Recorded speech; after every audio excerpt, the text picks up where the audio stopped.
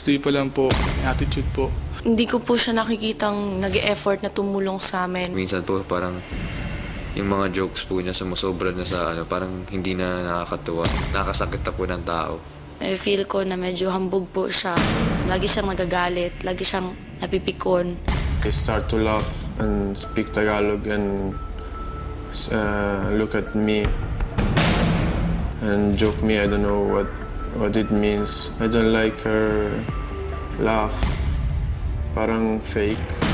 Nalaman ko po na siya yung nagtatago ng noodles. Para bang ang babaw naman po, bakit siya magtago ng noodles na... Pagdating po sa mga household chores po, parang di po siya nagpapatulong. Bihira lang po. Parang lahat tayo may pawis dapat sa lahat ng hirap natin. Narinig niyo na ang mga dahilan at oras naman para malaman ang mga pangalan ng mga nominado sa gabing ito.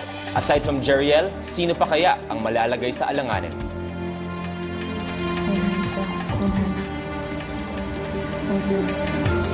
Good evening once again, teen housemates. Handa na ba kayong marinig ang pangalan ng mga susunod na mga nominado? Masakit man sa loob ko, kailangan ko naman kausapin ang 3 of the loveliest faces sa loob ng bahay ni Kuya for some bad news. Sina Linda, Nicole, at Rona. Magiging pleasant pa kaya ang mga ngiti nyo pag nalaman yung nominado kayo? Linda? Masyado ka bang malakas ang personality mo at nami-misinterpret ka ng mga kasama na meron kang attitude problem? Anong attitude kaya ipapakita mo pag ikaw ay isang nominee? Nicole? Yeah. Namimili ka nga ba ng kausap? Kaya mas gusto ng ibang teen housemates na bumalik ka na lang sa outside world para kausapin ang mga taong gusto mo. Rona?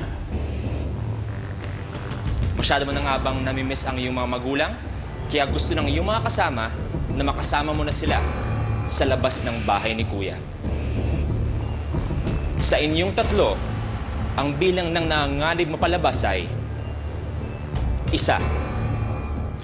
Mag-isang tinataguyod ng iyong ina ang inyong pamilya.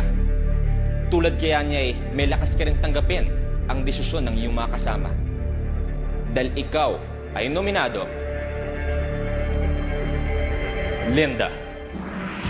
Thank you, teen housemates.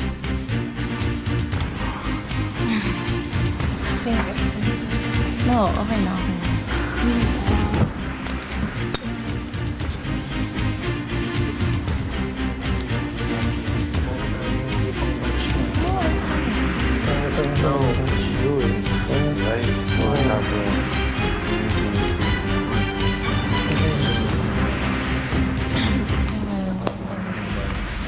Ngayong umaga ay may ipapagawa ko sa inyo.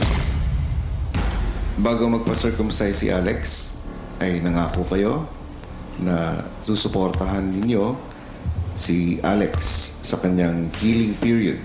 Kaya simula sa araw na ito, hanggang sa matuyo ang sugat ni Alex, tutulungan niyo siya sa paglalanggas. Ang paglalanggas gamit ang dahon ng bayabas ang traditional way kung paano maglinis ng sugat at kung paano bumilis ang paggaling nito. So first I boiled with that. But I won't do anything. I'll just help you with the... Yeah. Okay na yan daw. Hindi ba? Iniinitin naman.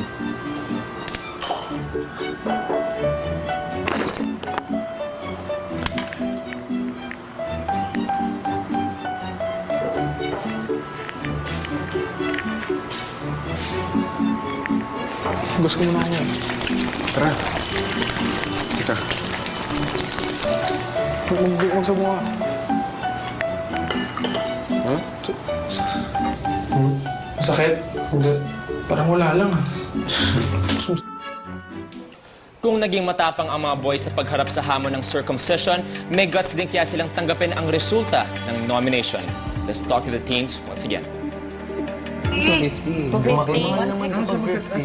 15, may MMS ata. Pag-vote.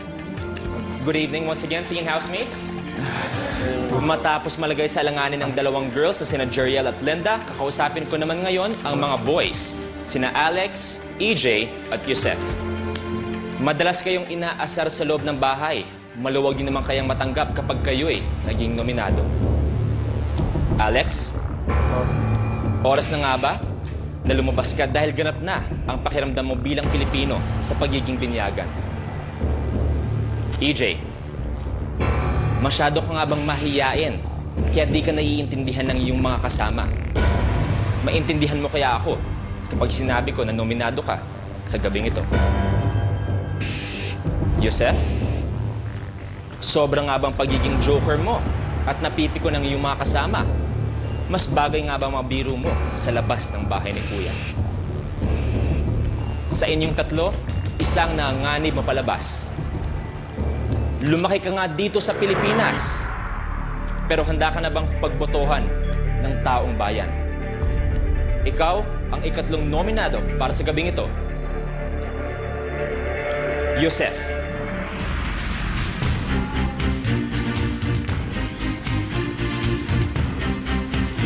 Teen housemates, may importante pa akong dapat sabihin sa inyo.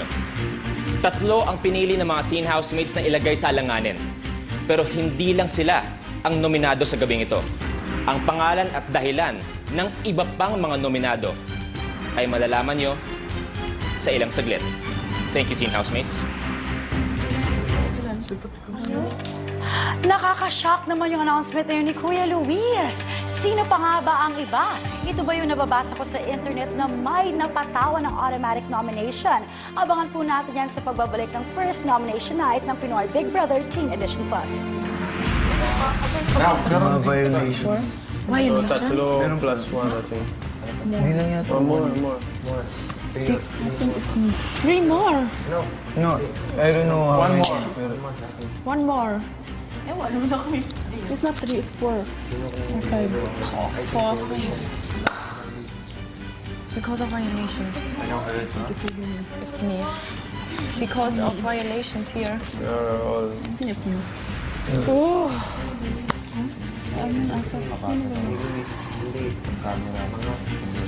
So,